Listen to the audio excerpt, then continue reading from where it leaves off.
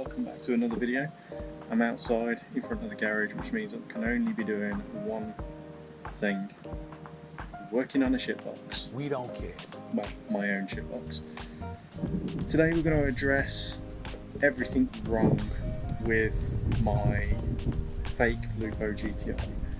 And for anybody who didn't watch the last video, this is my Lupo GTI, or the fake GTI as I keep calling it. The reason why it's called the fake GTI is because it was originally a 1 litre and everything on this is taken from a Polo 612 GTI and made to work in the Lupo shell.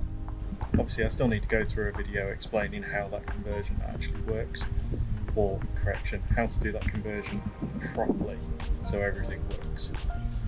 We all know who you are that do the GTI swaps and just wiring the bare minimal.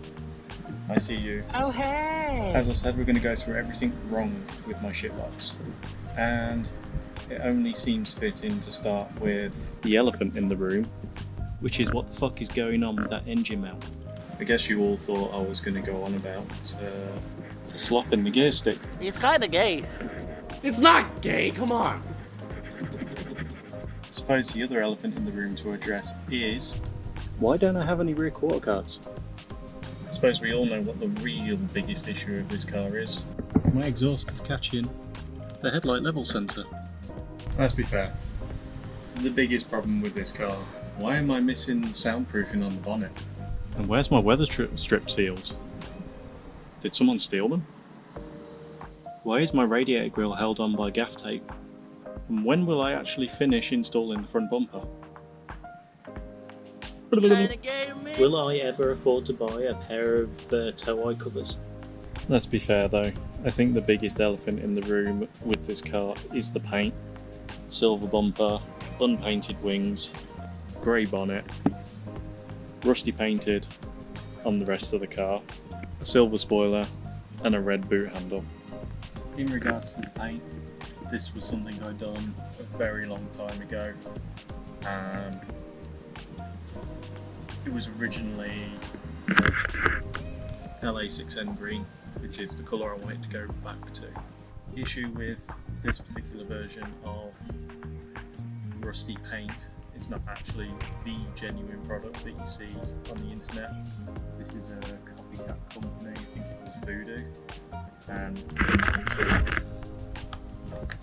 it's not very good.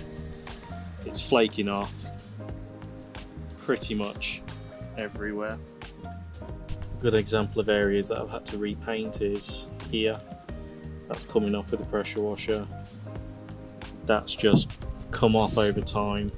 The door handles, it's just flaked off, obviously with it being touched all the time. Ew. And the mirrors, again, it's not very good. But yeah, don't buy Voodoo paint. If you're going to get rusty paint, get the real rusty paint. And I'm going to speak with a friend very nicely to see if he will paint the car in some way, whether that's panel by panel or whether he's got space to do the whole thing in one. I have no idea at the moment. Ignore that. That's I'd like to say it's a project, but it's not going anywhere. It's probably never gonna get finished. So whilst we've gone through all the shit stuff about my car, some of the best bits. It's fully polybushed all round, everything's blasted and powder coated underneath, and I did spend some money on the suspension. We're running full BC coilovers all round. I'm not running this Hot Boy style. I'm only running half a degree of camber on the front wheels, a decent stance on the back, again roughly comparable to the front, so it sits level. And in regards to the comfort, I've probably got it set on about halfway, so it's 12 clicks on the front, 16 on the back. Keeps it somewhat firm but still comfortable to drive. Obviously I could go a lot firmer on the suspension and make it a bit more track orientated, but for a daily there's no need.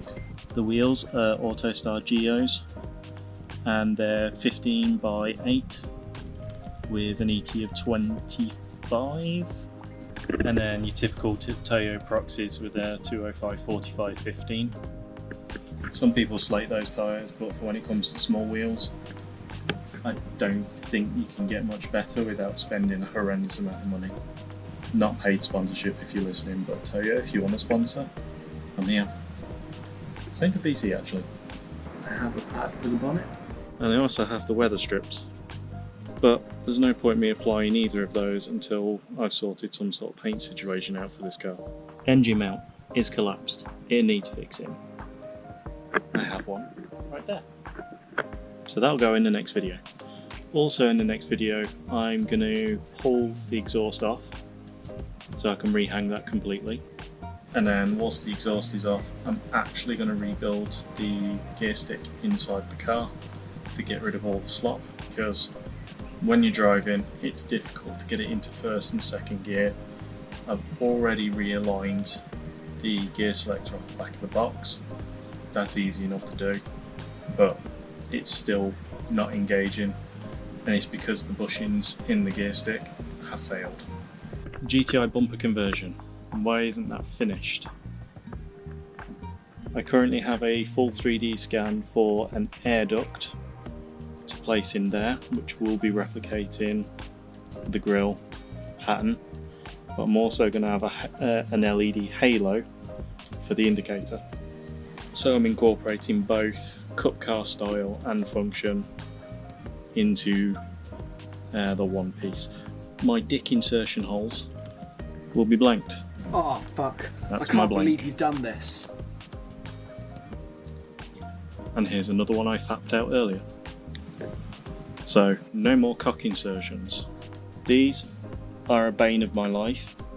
Everyone who has them, who wants to sell them, wants gold. And yes, I know I can buy some off eBay, but he also wants gold. I did 3D scan the pockets, so I could technically design something up in CAD, or rather my friend could, if he was feeling friendly.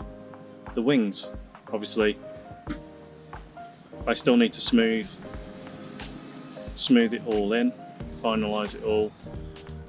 This needs panel beating so it sits flush with that, but my friend who may or may not be able to paint it is going to come and have a look with me and see. The GTI grille, the biggest pain in my fucking life so far with this car anyway. It's taken Volkswagen Classic Parts 3 attempts to deliver an undamaged grille. Could have potentially used the first 2, seeing as the only part was broken is underneath the badge. So this piece here, it completely snapped off on both grills. Like I said, it's covered by the badge, and all the clips that are broken on this one were intact on the others that were delivered. I just didn't want to pay brand new price and get broken product basically.